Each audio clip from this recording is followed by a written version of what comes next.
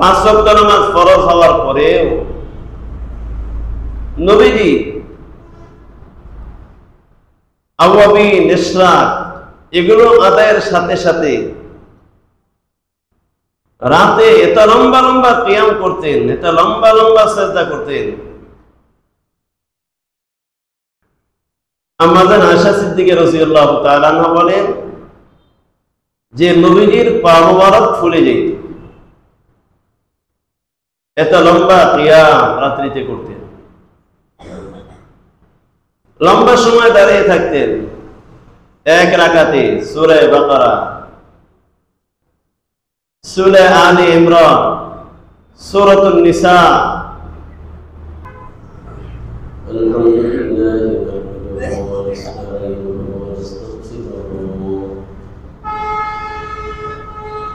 ونؤمن به ونتوكل عليه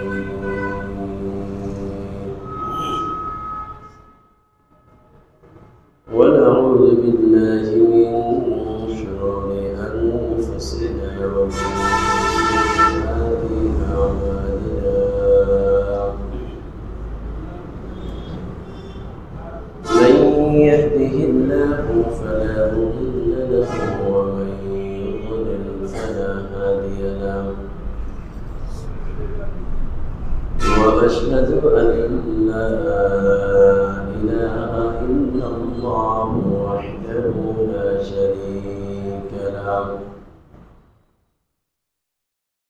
وأشهد أن سيدنا ومولانا محمدا عبده ورسوله. أما بعد فأعوذ بالله من الشيطان الرجيم. بسم الله الرحمن الرحيم. تتجافى جنوبهم عن المضاجع يدعون ربهم خوفا وطمعا ومما رزقناهم ينفقون. وقال الله سبحانه وتعالى: والذين يبيتون لربهم سجدا وقياما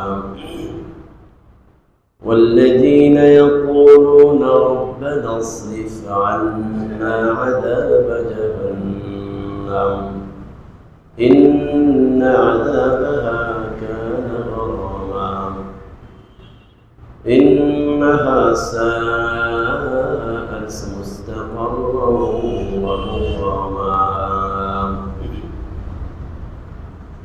وقال رسول الله صلى الله عليه وسلم: أفشوا السلام، أطعموا الطعام، وصلوا الأرحام، صلوا بالليل والناس نيام، تدخلوا الجنة بسلام. وقال رسول الله صلى الله عليه وسلم: نعم الرجل هو لم يصلي في الليل، أو كما قال عليه الصلاة والسلام. شكرا درود إبراهيم. اللهم صل على محمد وعلى آل محمد كما صليت على إبراهيم وعلى آل إبراهيم إنك حميد مجيد. اللهم بارك على محمد وعلى آل محمد كما باركت على إبراهيم وعلى آل إبراهيم إنك حميد مجيد. نقش قدم भी के है जन्नत के रास्ते, नक्श कदम भी के है जन्नत के रास्ते, अल्लाह से मिलते हैं सुन्नत के रास्ते, अल्लाह से मिलते हैं सुन्नत के रास्ते। खिलाफे पैगंबर कैसे रगज़ीद, खिलाफे पैगंबर कैसे रगज़ीद कि हरगज़ बमंज़िल न ख़ाद रसीद, कि हरगज़ बमंज़िल न ख़ाद रसीद।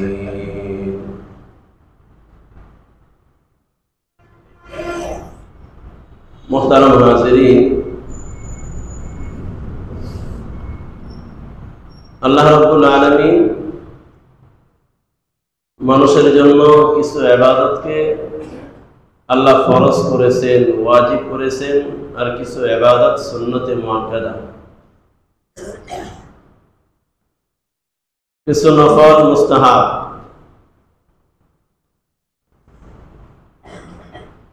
এই ইবাদতগুলো হলো করণীয়। এগুলো আদায় করলে নিজের দায়িত্ব পালন হবে, সাথে সাথে দুনিয়া এবং আখিরাতে আমরা লাভবান হব।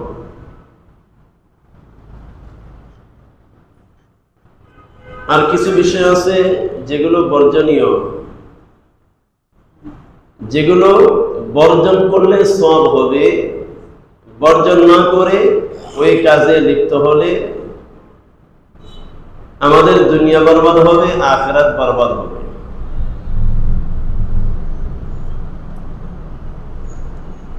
তো মামুদে সে তার গুনাহ থেকে বাঁচবে, নাফরমানি বিষয় থেকে বাঁচবে,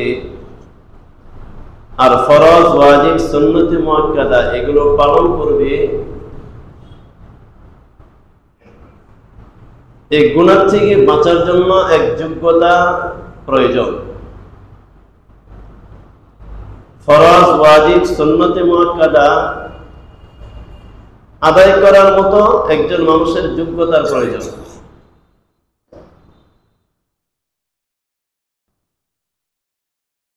তো কিছু আমল আছে যে আমলগুলো করলে এই ফরজ ওয়াজিব সুন্নতে মুআক্কাদা আদায় করার যোগ্যতা তৈরি হয়,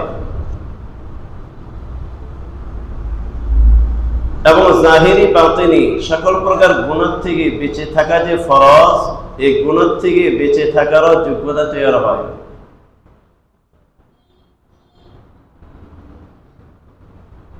তো যে আমলের দ্বারা ফরজ ওয়াজিব সুন্নতে মুআক্কাদা আদায় করার যোগ্যতা তৈরি হয়, গুনাহ থেকে বাঁচার যোগ্যতা তৈরি হয়,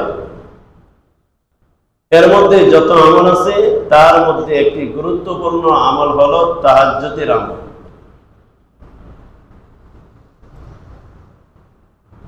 গত জুমার আগের জুমায় আলোচনা বলেছিলাম যে তাহাজ্জুদ এটার দ্বারা মানুষের মধ্যে ফরজ ওয়াজিব সুন্নতে মুআক্কাদা আদায় করার যোগ্যতা তৈরি হয়,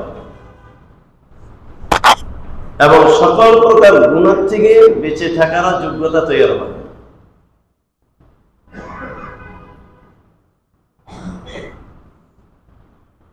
এই জন্য তাহাজ্জুদের আমল আদম আলাইহিস সালাম থেকে নিয়ে আমাদের নবী মহানবী মুহাম্মদুর রাসূলুল্লাহ সাল্লাল্লাহু আলাইহি ওয়াসাল্লাম পর্যন্ত সমস্ত নবীরা এই তাহাজ্জুদের আমল করেছেন।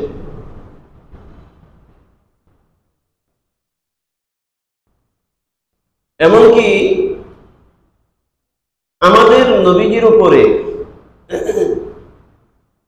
আমাদের জন্য 5 ওয়াক্ত নামাজ ফরজ হওয়ার আগ পর্যন্ত তাহাজ্জুদের নামাজ জরুরি ছিল।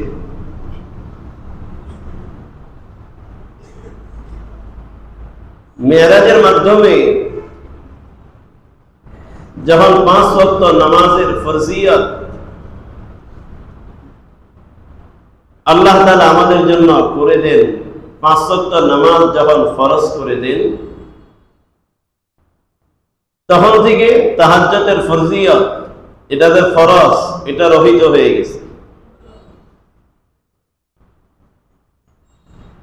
কিন্তু এর গুরুত্ব এখনো পর্যন্ত বাকি আছে, এর ফজিলত এখনো পর্যন্ত বাকি আছে।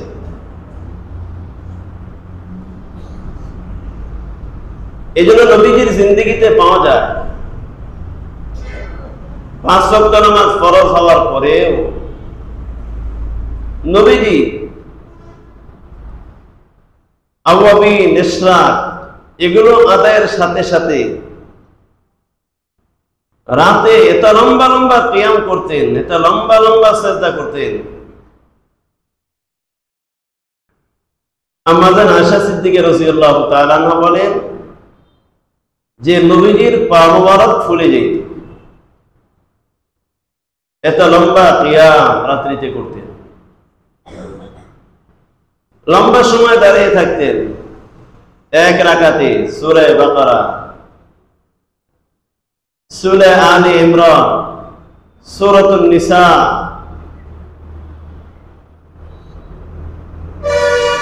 তিন পারা, 4 পারা, 5 পারা পর্যন্ত এক রাকাতে দাঁড়িয়ে দাঁড়িয়ে পড়তেছে। কোন সাহাবী পিছনে দাঁড়াইছেন আর বলেন আমি মনে করছি যে সূরা বাকারা শেষ করে মনে হয় নবীজি রুকুতে যাবেন।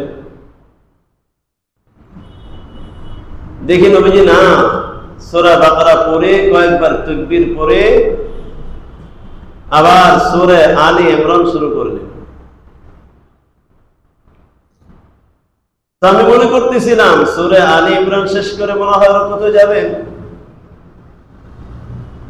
কিন্তু দেখলাম নবীজি তাও গেলেন না।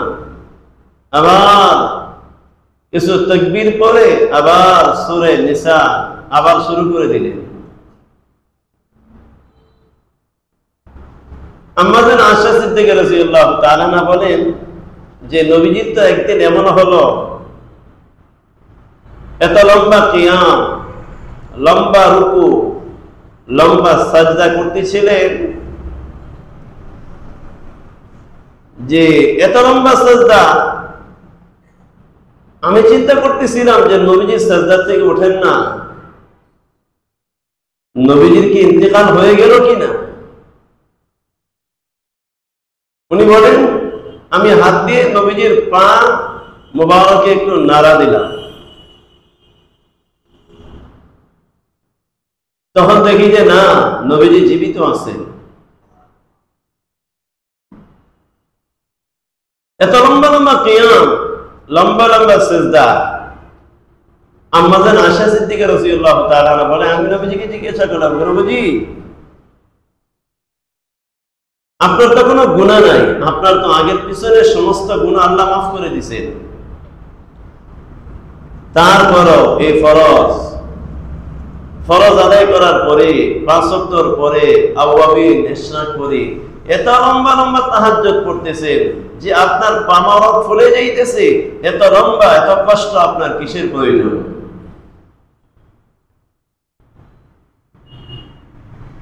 আল্লাহর নবী বলেন আফালা আকুনু আবদান শাকুরা।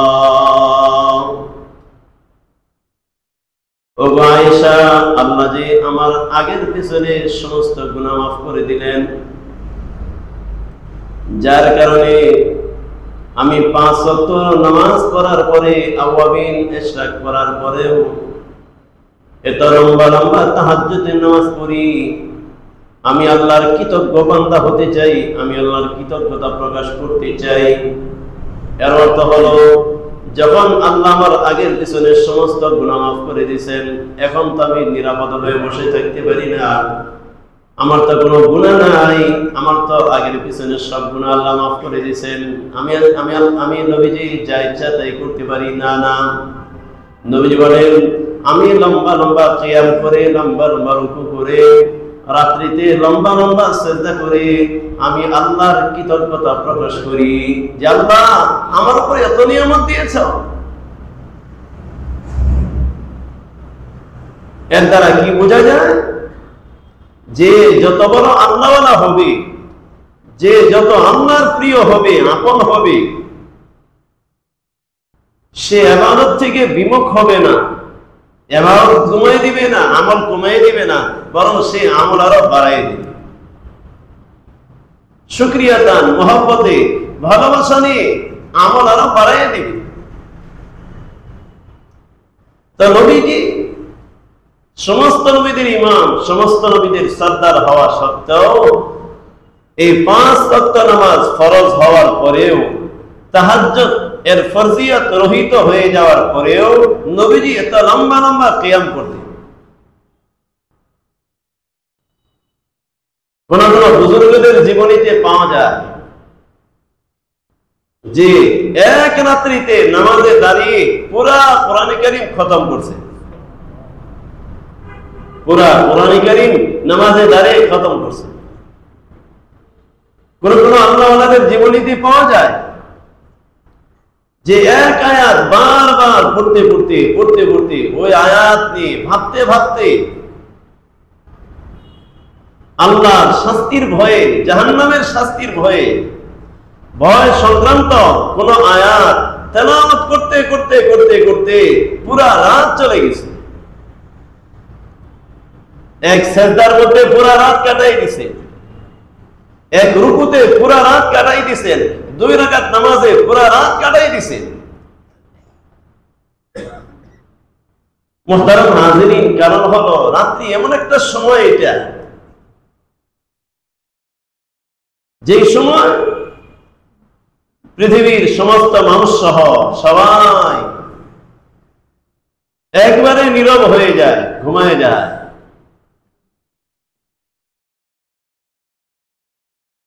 বাবা মা সন্তান থেকে তার ঘরের দরজা বন্ধ করে দেয়। হ্যাঁ, আমার আপনজন, প্রিয়জন সবাই সবার দরজা বন্ধ করে দেয়। একজন ডাক্তারকে এত রাত্রিতে ফোন দিলে, 1টা 2টা, আরে ভাই আমার ঘুম নাই, আমিও তো মানুষ, এত রাত্রিতে ফোন দিলেন। দেখা যায় বিভিন্ন মানুষ এই রাত্রিতে ফোন দিলে বিরক্ত হয়, আরে ভাই আমিও তো মানুষ, আমার ঘুম নাই, 1টার সময়, 2টার সময়, 3টার সময় আপনি কেমনে ফোন দিলেন? আপনার বিবেক নাই? মানে এটা ঘুমের সময়। সন্তান যদি বিরক্ত করে বাবা মাকে, এই রাত্রিতে বাবা মা রাগ করে যে রাত্রিতে একটু আরামে ঘুমাবো, এই সময় বিরক্ত করো। মুহতারাম হাজিরিন, সবাই কষ্ট পায়, সবার দরজা বন্ধ হয়ে যাবে, এটা সবাই পছন্দ করে। কিন্তু আল্লাহ তো মহান, আল্লাহ তো ঘুমের প্রয়োজন নাই, আল্লাহ তো ঘুমান না, আল্লাহ তো তন্দ্রাও আসে না। আল্লাহ নিজের পরিচয় দিয়েছেন, আমি ঘুমাই না, আমি ঝিমাই না। আল্লাহু লা ইলাহা ইল্লা হুয়াল হাইয়ুল কাইয়্যুম লা তা'খুযুহু সিনাতুন ওয়া লা নাওম লাহু মা ফিস সামাওয়াতি ওয়া মা ফিল আরদ মান যাল্লাযী ইয়াশফা'ু 'ইনদাহু ইল্লা বিইذনিহি ইয়া'লামু মা বাইনা আইদিহিম ওয়া মা খালফাহুম ওয়া লা ইউহীতুনা বিশাইইন মিন 'ইলমিহি ইল্লা বিমা শা'a وسع كرسيه السماوات والأرض ولا يؤوده حفظهما وهو العلي العظيم। এই আয়াতুল কুরসির মধ্যে আল্লাহ নিজের পরিচয় তুলে ধরেছেন। তার মধ্যে একটা হলো আল্লাহ বলেন লা তাখুযুহু সিনাতুন ওয়া লা নাওম। আল্লাহ বলেন আমার তো তন্দ্রা আসে না, আমার তো ঘুম আসে না, আমি তো ঘুমাই না, আমি তো কোনো সময় ঝিমাই না।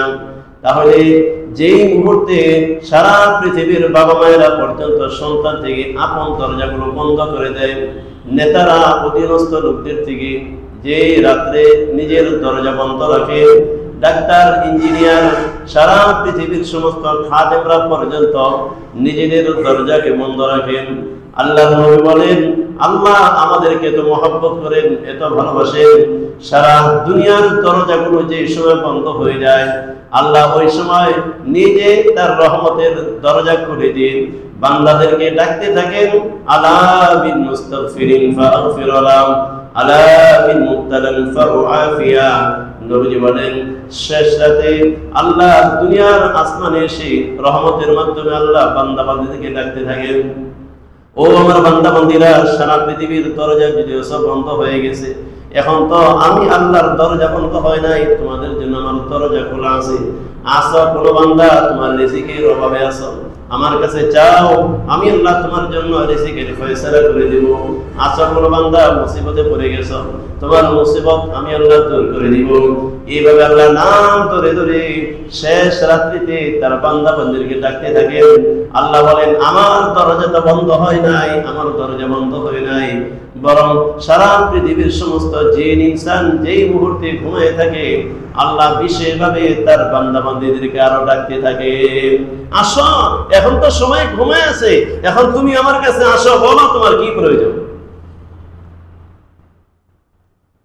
ইমাম শাফি রাহমাতুল্লাহ আলাইহি উনি রাতকে 3 ভাগে ভাগ করতেন। এক ভাগে লেখালেখি করতেন,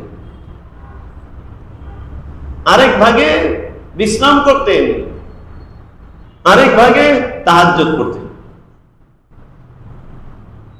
আরেক ভাগে তাহাজ্জুদ করতেন, অর্থাৎ পৃথিবীর মধ্যে এমন কোন আল্লাহওয়ালা নাই, নবী বলেন, সাহাবী বলেন, তাবী বলেন, যত বুজুর্গানে দিন আছে, সবার আমল এটা, সবার আমল এটা যে রাতে যখন সবাই ঘুমিয়ে যায় তখন আল্লাহর দরবারে কিছু মানুষ দাঁড়িয়ে যায়। নবীজি বলেন হাশরের ময়দানে যখন সমস্ত মানুষগুলো হাশরের ময়দানে একত্র হবে, এক ফেরেশতা হাশরে মাঠ থেকে এক কিনারা থেকে ঘোষণা করবে, 3 শ্রেণীর মানুষের জন্য আল্লাহ বিনা হিসাবে জান্নাতের ফয়সালা করছে। 3 শ্রেণীর মানুষের জন্য আল্লাহ বিনা হিসাবে জান্নাতের ফয়সালা করছে। যে ফেরেশতার আওয়াজ ঘোষণা পুরা হাশরবাসী শুনতে পারবে। 1 নম্বরে ঘোষণা করবে, ওই সমস্ত লোকেরা কোথায় যারা দুনিয়াতে সুখে দুঃখে সর্ব অবস্থায় আল্লাহর শুকরিয়া আদায় করত,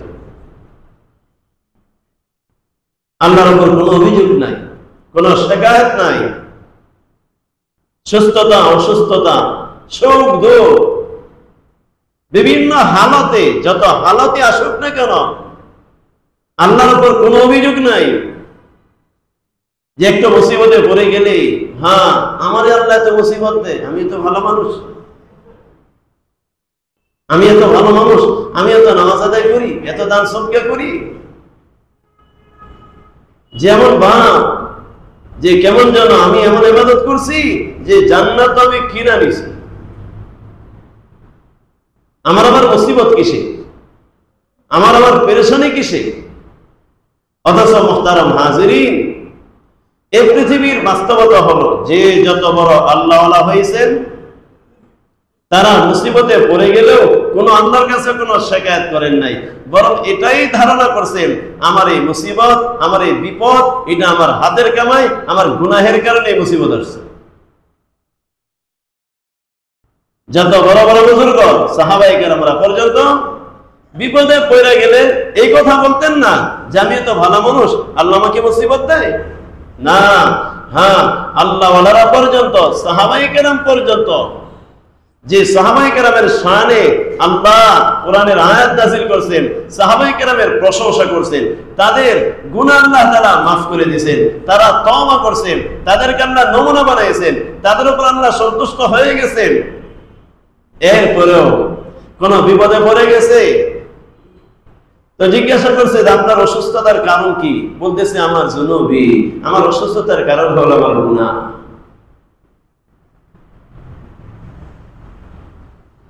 আব্দুল্লাহ ইবনে মাসউদ রাদিয়াল্লাহু তাআলা মৃত্যুশয্যায় খলিফাতুল মুসলিমিন ওসমান রাদিয়াল্লাহু তাআলা ওনাকে দেখতে গেছেন। খলিফাতুল মুসলিমিন একজন সাহাবীকে দেখতে গেছেন। কেন? রোগী দেখতে যাওয়া এটা ইবাদত। মুসলমানের যত হক আছে তার মধ্যে একটা হক হলো কেউ যদি অসুস্থ হয়ে যায় তার দেখাশোনা করা, এটা মুসলমানের হক, সাধারণ হক না, এটা ইবাদত, সাধারণ ইবাদত না। নবীজি বলেন কোন মুসলমান অসুস্থ হয়ে গেছে, সকালবেলা কোন মুসলমান যদি অসুস্থ ব্যক্তিকে দেখতে যায়, যিনি খোঁজ খবর নিতে যাবেন ওই ব্যক্তির জন্য সন্ধ্যা পর্যন্ত 70,000 ফেরেশতা তার জন্য মাগফিরাত এবং রহমতের দোয়া করতে থাকবে। সন্ধ্যার সময় যদি যায় সকাল পর্যন্ত, সকালে যদি যায় সন্ধ্যা পর্যন্ত 70,000 ফেরেশতা যে দেখতে যাবে তার জন্য দোয়া করবে। ওসমান রাদিয়াল্লাহু তাআলা আনহু আব্দুল্লাহ বিন মাসউদ রাদিয়াল্লাহু তাআলা কে দেখতে গেছেন, দেখতে গিয়ে জিজ্ঞাসা করছেন যে মা তাস্তা কি, আপনার রোগটা কি, আপনার অসুস্থতাটা কি, কি সমস্যা? আমরা বলি না যে আপনার কি সমস্যা, আপনার কি মাথা ব্যথা করে, মাথার সমস্যা না পেটের সমস্যা না কোথায় সমস্যা, আপনার কি হয়েছে, কি কারণে এই ব্যথা হয়েছে, আপনি অসুস্থতার কারণ কি? খলিফাতুল মুসলিমিন হযরত ওসমান রাদিয়াল্লাহু তাআলা আব্দুল্লাহ ইবনে মাসউদ রাদিয়াল্লাহু তাআলা কে যখন জিজ্ঞাসা করলেন মা তাস্তাকি, আপনার রোগটা কি? উনি বলেন যুনুবি যুনুবি, আমার রোগের কারণ হলো আমার গুনাহ, আমার রোগের কারণ হলো আমার গুনাহ, আমার গুনাহের কারণে আমি তো অসুস্থ হয়ে গেছি, আমি বিপদে পড়ে গেছি। কিন্তু এবার আমাদের বোঝা দরকার, আমাদের তো প্রশ্ন হয় তাহলে মানুষের বিপদ কি খালি গুনাহের কারণে হয় নাকি?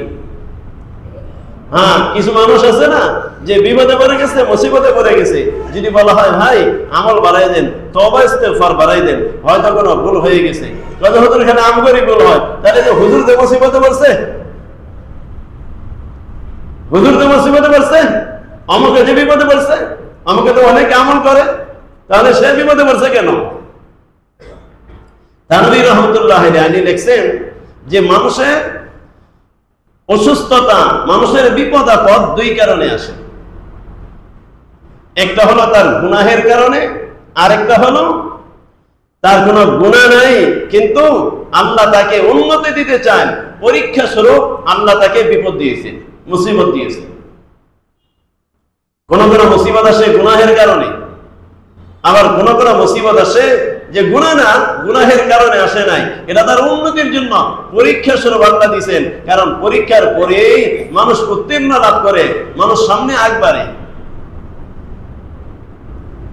এখন আমার এই মুসিবত, আমার এই পেরেশানি, এটা গুনাহের কারণে আসছে না আমার উন্নতির জন্য আসছে, এটা বুঝবো কি কেমনে, এটা বোঝার আলামত কি?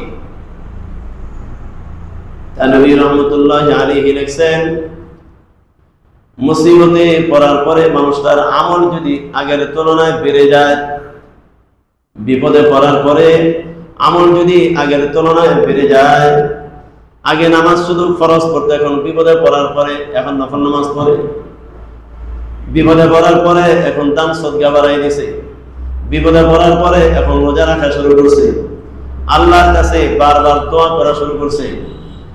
উনি বলেন, তানভীর রহমাতুল্লাহ আলাইহি বলেন, বিপদে পড়ার পরে যদি আমল আগের তুলনায় বাড়ে তাহলে বুঝতে হবে এই বিপদটা এরা তার গুনাহের কারণে আসে নাই, বরং এই বিপদের পরে আল্লাহ তাকে উন্নতি দিবেন, এই জন্য আল্লাহ তাকে বিপদ দিয়েছেন।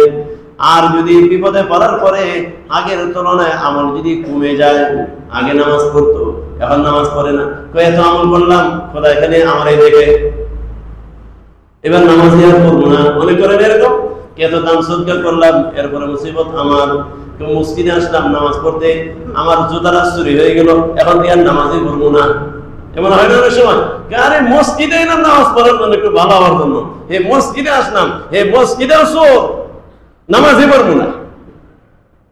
এই যে আমল ছেড়ে দিছে, দান সদকা ছেড়ে দিছে, কত মানুষের কত উপকার করলাম, খালি মুসিবত আমার, এখন সব বাদ দিয়ে দিলাম, আর কিচ্ছু করবো না। যদি মুসিবতে পড়ার পরে, বিপদে পড়ার পরে আমল যদি আগের তুলনায় কমে যায়, তাহলে বুঝতে হবে এই বিপদটা তার গুনাহের কারণে আসছে, এই মুসিবতটা তার গুনাহের কারণে আসছে। আর যদি বিপদে পড়ার পরে আমল বেড়ে যায়, তাহলে বুঝতে হবে এটা গুনাহের কারণে আসে নাই, আল্লাহ তার উন্নতি চান, আল্লাহ তাকে তরক্কি দিতে চান, এই জন্য তার মুসিবত আসছে। তো মুহতারাম হাজিরিন, যে কথা বলতেছিলাম যে আব্দুল্লাহ ইবনে মাসউদ রাদিয়াল্লাহু তাআলা এত দামি সাহাবী, উনি অসুস্থ হয়ে গেছেন, উনিও বলতেছেন অসুস্থতার কারণ হলো আমার গুনাহ। সমস্ত আল্লাহওয়ালারা এমনকি নবীরা পর্যন্ত নিজেদের কোনো হালত আসলে পরে আল্লাহর কাছে এই কথা বলতেন, আয় আল্লাহ, আমি নফসের উপর জুলুম করেছি, আমি অপরাধ করেছি। নিজেদেরকে এই কথা কোনো সময় বলতেন না যে আমি তো কোনো গুনাহ করি নাই, আমার এই মুসিবত কেন। আদম আলাইহিস সালাম উনি তো আল্লাহর কাছে দোয়া করছেন আর বলছেন, আয় আল্লাহ, আমি আমার নফসের উপর অনেক জুলুম করেছি। রব্বানা যালামনা আনফুসানা ওয়া ইন লাম তাগফির লানা ওয়া তারহামনা লানাকুনান্না মিনাল খাসিরিন। আয় আল্লাহ, আমি আমার নফসের উপর অনেক জুলুম করেছি।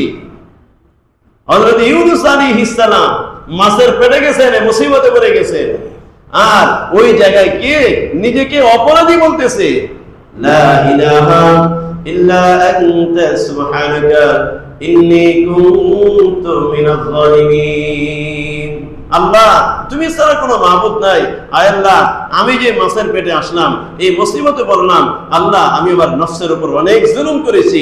এই জন্য নবীজিও আমাদেরকে শিখিয়েছেন নিজেকে কোনো সময় পবিত্র না ভাবা। নামাজ পড়ার পরেও, নামাজের মধ্যেও, এত আমল করার পরেও, নামাজের মধ্যে আত্তাহিয়াতু দুরূদ শরীফ পড়ার পরেও আবার নবীজি আমাদেরকে দোয়া মাসুরা শিখিয়েছেন।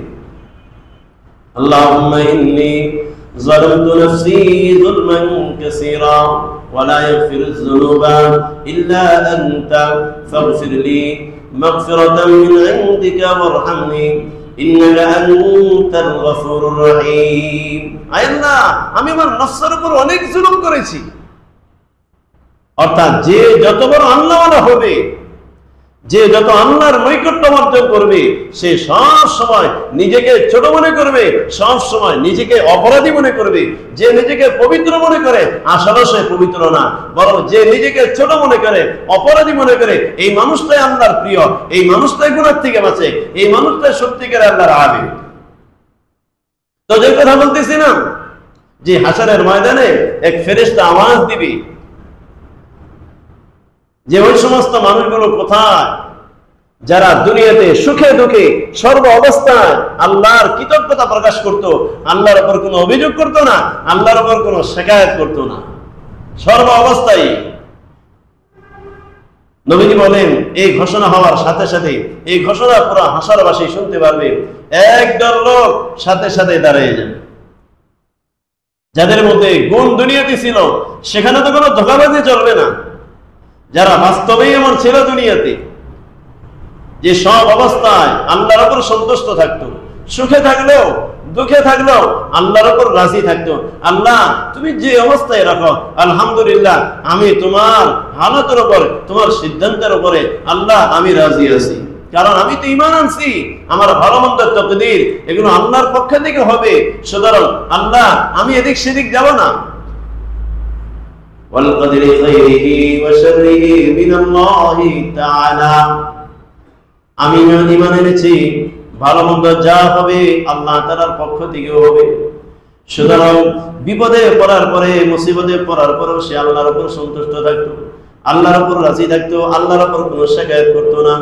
নবী বলেন, ফেরেশতা যখন ঘোষণা করবে, হাশরের ময়দান থেকে এক শ্রেণীর মানুষ, একদল লোক তারা দাঁড়িয়ে যাবে, যারা দুনিয়াতে সুখে দুঃখে আল্লাহর শুকরিয়া আদায় করত।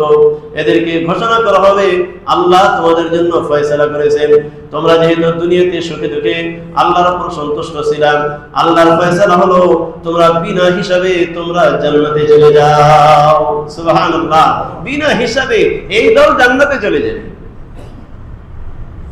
2 নম্বর ঘটনা হবে, ওই সমস্ত লোকেরা কোথায় যারা দুনিয়াতে ব্যবসা বাণিজ্য করত, চাকরি বাকরি করত, ক্ষেত খামার করত, দুনিয়াতে হাজারো ব্যস্ততা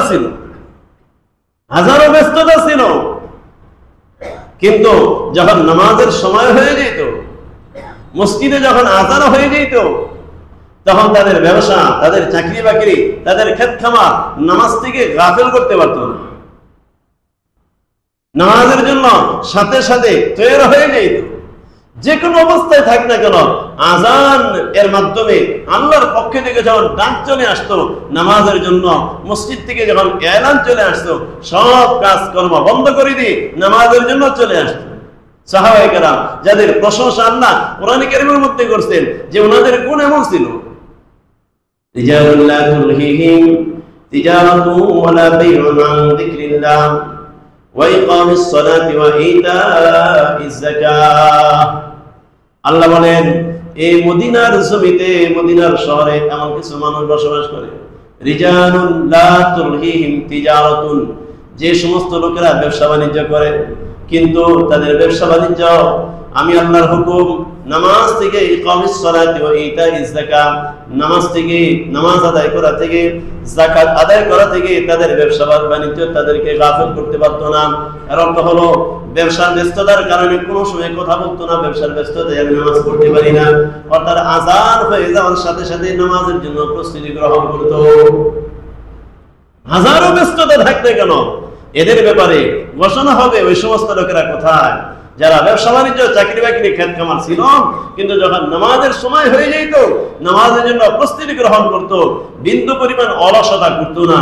এই ঘোষণা শুনে একদল লোক হাসরের ময়দানে দাঁড়িয়ে যাবে, আল্লাহর পক্ষ থেকে ফেরেশতা ঘোষণা করবেন আল্লাহ তোমাদের উপর সন্তুষ্ট হয়ে গেছে, ফয়সালা হয়ে গেছে, তোমরা বিনা হিসাবে জান্নাতে চলে যাও। মুহতারাম হাজিরিন, ব্যবসা বাণিজ্য করা নিষেধ না, চাকরি বাকরি নিষেধ না, খেত খামার করা নিষেধ না, এগুলো দুনিয়াদারি না।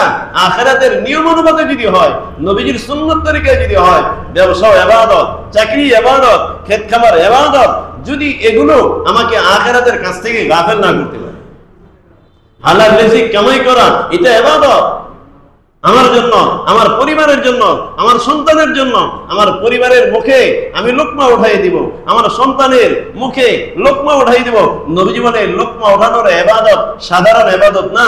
আমার সন্তান, আমার বিবি বাচ্চা, তারা যে আমার খাবারগুলো খাইতেছে, প্রতি লোকমার বিনিময় আল্লাহ তাআলা সদকা করার সওয়াব দান করবেন। কামাই রোজগার বাদ দিয়ে বসে থাকা এটা ইসলামে কোনো ইবাদত না, এটা কোনো বুজুর্গি না, এটা হলো সন্ন্যাসী বৈরাগ্যতা, যার জায়গা ইসলামের মধ্যে নেই। হুজুর হস্ত করে আসছি, এখন সব বাদ দিয়ে দিছি, এখন সব বাদ দিয়ে দিছি, ব্যবসা বাণিজ্য চাকরি বাকরি সব বাদ দিয়ে দিছি। আমি তো হুজুর তবলিগ করি, বাদ দিছি। আমি তো অমুক শাইখের মুরিদ হইছি, এখন সব বাদ দিয়ে দিছি। কে বলছে আপনাকে এগুলো বাদ দিতে? আপনি আপনার মওত পর্যন্তই হালাল রিজিকের পিছনে সাধ্য অনুপাতে চেষ্টা করতে থাকেন। আপনি হালাল রিজিক কামাবেন, সন্তানকে দিবেন, আত্মীয় স্বজনকে দিবেন, গরিব মিসকিন বিধবা এতিমদের সহযোগিতা করবেন, মসজিদে দান করবেন, মাদ্রাসায় দান করবেন, এগুলো ইবাদত, এগুলো ইবাদত। আপনি হজ করতে দেখা এখন আর কামাই রোজগার করা যাবে না, আপনি দিনের কোনো কাজ করেন এই জন্য কামাই রোজগার করা যাবে না, এগুলো কে বলছে? বৈরাগ্যতা ইসলামে জায়গা নাই। বরং ইসলাম তাওয়াক্কুল, তাওয়াক্কুলের অর্থ এটা না। অনেকে বলে যে আল্লাহর উপর ভরসা করি। আরে বাবা, তাওয়াক্কুল মানে এটা না যে আমি ব্যবসা বাণিজ্য চাকরি বাকরি খেত খামার সব বাদ দিয়ে দিলাম, না। বরং তাওয়াক্কুল বলা হয় আমি ঘরে তালা লাগাবো, তালা লাগায় আল্লাহর উপর ভরসা করব। দোকান খুলবো, দোকান খুইলা আল্লাহর উপর ভরসা করব। ক্ষেত খামারে আমি কাজ করব, ধান লাগাবো, আমি আল্লাহর উপর ভরসা করব। গাছ লাগাইয়া ফলের জন্য আল্লাহর উপর ভরসা করব। এটার নাম হলো তাওয়াক্কুল। দোকান খুইলা দোকানের উপরে ইয়াকিন করব না, ইয়াকিন করব আল্লাহর উপরে। আমি দোকান করতেছি সুন্নাত, ব্যবসা করা সুন্নাত, এই জন্য ব্যবসা করতেছি, কিন্তু আমার রিজিকের মালিক কে? আমার ভরসা থাকবে আল্লাহর উপরে। আমি গাছ লাগাইলাম, গাছে আমাকে ফল দিবে না, কিন্তু গাছ লাগানো সুন্নত। গাছ লাগাইয়া আল্লাহর কাছে আশা করবো, আল্লাহ আমার যা ছিল তুমি আমাকে যা করতে বলছো আমি তা তো করছি, এবারে গাছে ফল দেওয়া না দেওয়া এটার মালিক তো তুমি, এটা তো তোমার সিদ্ধান্ত। তো মুহতারাম হাজিরিন, ব্যবসা বাণিজ্য এগুলো ইবাদত, এগুলো ভালো জিনিস। যদি আমার নিয়ত ঠিক থাকে যে আমার পরিবারকে হালাল রিজিক খাওয়াবো, আমি আমার আত্মীয় স্বজনের হক আদায় করব, বাবা মায়ের হক আদায় করব, আপন জনদের হক আদায় করব, গরিব মিসকিন বিধবা এতিম তাদের হক আদায় করব, আমি আখিরাত কামাবো, মসজিদ মাদ্রাসায় দান করি, আমি আর আখিরাতকে কামাবো, তাহলে এই কামানোটা ইবাদত, এই ব্যবসাটাও ইবাদত। কিন্তু আমার এই ব্যবসা যেন আমার আখিরাতের সামানাত থেকে দূরে না রাখে। নামাজের সময় ব্যবসা, নামাজের সময় নামাজ বাদ দিয়ে ব্যবসা করতেছে, এটা হলো দুনিয়া। নামাজের সময় আজান হয়ে গেছে, নামাজ বাদ দিয়ে ব্যবসা করে, এই ব্যবসা দুনিয়া। রমজানের রোজা নষ্ট করে সে ব্যবসা করে, এটা হলো দুনিয়া। আমল বাদ দিয়ে ব্যবসা করে, এটার নাম দুনিয়া। কিন্তু আমল সব ঠিক আছে, দিনদারি সব ঠিক আছে, কিন্তু এর সাথে সাথে হালাল রিজিক কামাই করতেছে, এটা দুনিয়া না, এটা আখিরাত। এটা আখিরাতের মাধ্যম। নবীরা ব্যবসা করছেন, সাহাবায়ে কেরাম ব্যবসা করছেন, তাবিঈনরা ব্যবসা করছেন, এবং কি হাদিসে আসছে মানুষের 99 ভাগ রিজিক হলো ব্যবসার মধ্যে। তোমার হাজিরিন, যে কথা বলতেছিলাম যে হাশরের ময়দানে ঘোষণা হবে ওই লোকেরা কোথায়, যারা ব্যবসা বাণিজ্য করতো কিন্তু তাদের ব্যবসা বাণিজ্য নামাজ থেকে, যাকাত থেকে, আল্লাহর জিকির থেকে তাদেরকে গাফেল করতে পারতো না। ঠিক মতো নামাজের সময় নামাজ আদায় করতো। তোমরা দাঁড়াও, সাথে সাথে একদল লোক দাঁড়ায় যাবে হাশরের ময়দানে, যারা এমন কোনে গুণান্বিত ছিল, আল্লাহ ঘোষণা করবেন তোমাদের জন্য ফয়সালা, তোমরা বিনা হিসাবে জান্নাতে চলে যাও। 3 নম্বর ঘোষণা হবে ওই সমস্ত লোকেরা কোথায়, যারা এমন সময় দাঁড়িয়ে থাকতো, দাঁড়িয়ে দাঁড়িয়ে ইবাদত করতো, আল্লাহর কাছে কান্নাকারি করতো। মানুষ যখন ঘুমায় থাকতো, মানুষ যখন ঘুমায়া বিশ্রাম করতে থাকতো, আরামে ঘুমাইতে থাকতো, ওই মধ্যরাত্রিতে, শেষ রাত্রিতে কিছু মানুষ দাঁড়িয়ে দাঁড়িয়ে আল্লাহর কাছে নিজের জন্য ক্ষমা চাইতো, নিজের পরিবারের জন্য ক্ষমা চাইতো, যাদের প্রশংসা আল্লাহ কোরআন কারীমের মধ্যে করছেন। تتجافى جنوبهم عن المضاجع يدعون ربهم خوفا وطمعا ومما رزقناهم ينفقون। আল্লাহ বলেন সাহাবায়ে কেরামের প্রশংসা করতে গিয়ে আল্লাহ বলেন সাহাবায়ে কেরাম জামাত কারা জানো নাকি? তাতাজাফা জুনুবুহুম আনিল মাদাজি'i, বিছানা থেকে নিজেদের পার্শ্বদেশকে তারা আলাদা রাখতো। কেন আলাদা রাখতো? ইয়াদউনা রাব্বাহুম খাওফান ওয়া তামাআন, আলাদা রেখে দুনিয়াতে মানুষের দাঁড়ে দাঁড়ে, দুনিয়ার উদ্দেশ্যে মানুষের দাঁড়ে দাঁড়া তারা ঘুরতো না, বরং আল্লাহর দরবারে দাঁড়িয়ে ইয়াদউনা রাব্বাহুম খাওফান ওয়া তামাআন, আল্লাহর কাছে তারা আশা রাখতো, জান্নাতের আশা রাখতো, আল্লাহর রহমতের আশা রাখতো, এবং জাহান্নামের ভয়ে আল্লাহর কাছে কান্নাকারি করতো। মানে তাহাজ্জুদের সময় দাঁড়িয়ে দাঁড়িয়ে আল্লাহর কাছে জান্নাত চাইতো, আল্লাহর কাছে আল্লাহর রহমত চাইতো, আল্লাহর ভালোবাসা চাইতো, এবং জাহান্নামের ভয়ে, জাহান্নাম থেকে, জাহান্নামের শাস্তি থেকে আল্লাহর কাছে পানা চাইতো। আল্লাহর নবী বলেন ফেরেশতা ঘোষণা করবেন ওই সমস্ত লোকেরা কোথায়, যারা দুনিয়াতে মানুষ যখন ঘুমায় থাকতো ওই মধ্যরাত্রিতে উঠে তারা তাহাজ্জুদের মধ্যে দাঁড়িয়ে যেত, আল্লাহ তোমাদের উপর সন্তুষ্ট হয়ে গেছে, খুশি হয়ে গেছে, তোমাদের জন্য ফয়সালা করছেন, তোমাদের কোনো হিসাব কিতাবের প্রয়োজন নাই, তোমরা বিনা হিসাবে আজকে তোমরা জান্নাতে চলে যাও। মুহতারাম হাজিরিন, এইজন্য তাহাজ্জুদের আমল যারা বলতেছিলাম যে আমি মধ্যরাত্রিতে উঠি, শেষ রাতে উঠি, কিছু সময় আল্লাহর কাছে কান্নাকাটি করি, আরে সারা জীবন ঘুমাবো, কত ঘুমাবো, এমন ঘুম হবে মওতের পরে, এর আরামের ঘুম হয়ে যাবে। কিন্তু দুনিয়াতে একটু কষ্ট করি, দুনিয়াতে একটু কষ্ট করি আল্লাহর জন্য, রাত্রিতে উঠি। সাহাবায়ে কেরামের অভ্যাস, সমস্ত নবীদের অভ্যাস। আল্লাহওয়ালা হতে চাবে আর তাহাজ্জুদ গুজার হবে না, নাই, পৃথিবীতে এমন কোন নমুনা নাই, পৃথিবীতে এমন কোন নমুনা নাই যে আল্লাহওয়ালা হয়েছে আর রাতের নামাজের সাথে তার কোনো সম্পর্ক নাই, এমন কোন নমুনা নাই। সাহাবী বলেন, তাবী বলেন, আল্লাহওয়ালা বলেন, সমস্ত নবীরা বলেন, সবাই রাত্রে দাঁড়াইছে, কিছু না কিছু সময় আল্লাহর কাছে সবাই কান্নাকারি করছে। একবার মনে আসছে তাহাজ্জুদ গুজাররা এমন দামি হবে হাশরের ময়দানে, এরা যখন দাঁড়াবে আল্লাহ তাদেরকে বলবেন তোমরা জান্নাতে যাও, তারা জান্নাতে যাবে না। জান্নাত এতে সোজা, এত সহজে যাবো? অনেক সময় দেখবেন যে সন্তান যদি একটু পুরস্কার পায়, লেখাপড়া ভালো করে, তো একে যদি বলে যে চলো অমুক জায়গায়, এতে সহজ, এতে সস্তা, আমরা বললেই যাওয়া লাগবে, তখন কি করে? তার জন্য ভালো আয়োজন করে, ব্যবস্থা করে, ভালো গাড়ির ব্যবস্থা করে, ভালো পোশাকের ব্যবস্থা করে, তার অভ্যর্থনার জন্য লোকের ব্যবস্থা হয়। এরপরে যখন বলে ঠিক আছে যাওয়া যায়, এখন যাওয়া যায়। তো হাসরের ময়দানে যে কিছু লোক হবে এমন যে যারা তাহাজ্জুদ গুজার ছিল, এদেরকে বলা হবে তোমরা জান্নাতে যাও। এরা যাবে না, বলবে যে এইভাবেই যাব, এত কষ্ট করছি, মানুষ ঘুমায় থাকতো আর আল্লাহ তোমার দরবার আমরা দাঁড়িয়ে থাকতাম, ঘুম পাড়তি তোমার মহব্বত ভালোবাসা নিয়ে দাঁড়িয়ে থাকতাম, আর তুমি এইভাবে সস্তা বলে দিলা জান্নাতে যাও। তখন আল্লাহ বুঝতে পারবেন তাদের ভাব। তো তখন এক বর্ণনা আসছে তাদের জন্য মতির চেয়ার, কোন কোন জায়গায় আসছে মতি আসবে, এটা বাহনের মতো পাখির মতো হবে, এটার মধ্যে আল্লাহ তাআলা প্রাণ দিবেন। এরপরে এই তাহাজ্জুদ গুজার এই বাহনের মধ্যে উঠবে, তারপরে এই হেলিকপ্টারের মতো এটা পুরা একে নিয়ে জান্নাতের মধ্যে উঠতে থাকবে।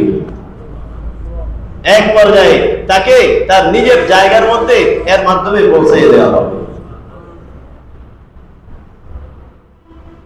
এই জন্য আনাস রাদিয়াল্লাহু তাআলা থেকে বর্ণিত, উনি বলেন যে রাতের নামাজের ফজিলত কেমন। এক সাহাবী বলেন যে যেমন প্রকাশ্যে দানের থেকে কোন কোন জায়গায় গোপনে দান করা যেমন উত্তম, দিনের নফল নামাজের তুলনায় রাতের নফল নামাজ এমন উত্তম। আনাস রাদিয়াল্লাহু তাআলা বলেন দিনে 10 রাকাত নফল নামাজ পড়া আর রাতে 1 রাকাত নফল নামাজ পড়া আল্লাহর কাছে সমান মর্যাদা রাখে।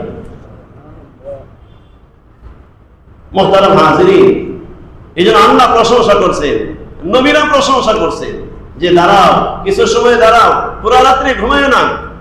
সুলাইমান আলাইহিস সালাম ওনাকে ওনার মা বলতেছেন, হে সন্তান তুমি সারা রাত্রি ঘুমায় না, বেশি সময় ঘুমায় থাকো না, লা তুকসিরুন নাওম, বেশি ঘুমায় না, কারণ যারা বেশি ঘুমাবে তারা অসহায় অবস্থায়, খালি অবস্থায়, খালি হাতে হাসরের ময়দানে তারা উঠবে। এই জন্য কিছু সময় ইবাদত করো। মুহতারাম হাজিরিন, এই জন্য আমি ওই জুমায় বলেছিলাম যে মধ্যরাত্রে ওঠার মাঝে মাঝে চেষ্টা করি, শেষ সাথে কিছু কিছু আমল করার চেষ্টা করি। ওয়াবিল আসহারি হুম ইস্তাগফিরুন, ঘুম থেকে উঠছি, নিয়ত করছিলাম যে উঠবো, কিন্তু উঠতে পারি নাই, শেষের দিকে উঠছি, এখন ওযু করে আমি তো নামাজ পড়তে পারবো না, এতটুকু সময় নাই। ওলামায়ে কেরাম লিখছেন তাহলে তুমি শুয়ে শুয়ে কিছু সময় ইস্তিগফার করো। আল্লাহ কোরআনে বলছেন যারা নেককার এরা শেষ রাত্রিতে আল্লাহর কাছে ক্ষমা চায়। ওলামায়ে কেরাম এটাও লিখছেন যে কেউ যদি এমন অসুস্থ থাকে যে ওযু করতে পারে না, ঠান্ডার সময় বিভিন্ন সমস্যা, রোগ বেড়ে যাবে, বিছানা থেকে উঠতে পারে না, দাঁড়ায় নামাজ পড়া কষ্ট হয়ে যাবে, সেজন্য শেষ রাত্রিতে ঘুম ভেঙে কিছু সময় হলো শুয়া শুয়াও কিছু জিকির করে, শুয়া শুয়া কিছু জিকির করে, কিছু ইস্তেগফার করে। যে ওযু ছাড়া কিছু তেলাওয়াত করা যায়, কোনো সমস্যা নাই। এইভাবেও যদি কে সে কিছু আমল করে, আল্লাহ তাকেও তাহাজ্জুদ গুজারদের অন্তর্ভুক্ত আল্লাহ করে দিবে। এমন পরিবেশ যে বাইরে যাওয়া যায় না, ওযু করতে যাবে, ঘরের ভিতরে ওযুর ব্যবস্থা নাই, এমন হয় না অনেক সময়, এমন ঠান্ডা বা এমন ভয়ভীতি, বের হওয়া যাবে না, কিন্তু তারপরেও শেষ সাথে বিছানার মধ্যে আমি ঠিকমতো উঠে বা শুয়ে শুয়ে কিছু ইস্তেগফার করি, কিছু দরুদ শরীফ পড়ি একবারে সহজ। আর যারা এতটুকু না পারি, রাত্রে ঘুমার আগে 2-4 রাকাত নফল নামাজ পড়া ঘুমাই। কেউ যদি রাত্রে ঘুমের আগে অথবা ফরজ নামাজ এশার ফরজ পড়ার পরে সুন্নত আদায় করার পরে 2 রাকাত 4 রাকাত করে নফল নামাজ পড়াও যদি ঘুমায়, নিয়ত ছিল মধ্যরাত্রিতে উঠবো, শেষ রাত্রিতে উঠবো, উঠতে পারে নাই, আল্লাহ তাকে তাহাজ্জুদেরই ফজিলত দান করবে। আল্লাহ আমাদের সবাইকে তৌফিক দান করেন। হ্যাঁ, কিছু না কিছু অভ্যাস করি, এশার পরে 2-4 রাকাত নফল নামাজ পড়ি এবং এটা বায়না স্বরূপ দেই যে আল্লাহ আমি শেষ সাথে উঠবো। আল্লাহ অনেক কথা বলেন যে এশার পরে 2-4 রাকাত পড়ো, মানে মানুষ জমি রাখে না, মানুষ বায়না দেয় না যে আমি 5,000 টাকা দিলাম, 10,000 টাকা দিলাম, মানে সামনে আরো বেশি দিব। আল্লাহ আমিও 2 রাকাত 4 রাকাত পড়লাম, তোমাকে শেষ সাথে ওঠার জন্য তোমার কাছে বায়না দিলাম, আল্লাহ তুমি দয়া করে আমারে উঠাইয়ে দিও। আল্লাহ আমাদেরকে তৌফিক দান করেন, আমিন। মুহতারাম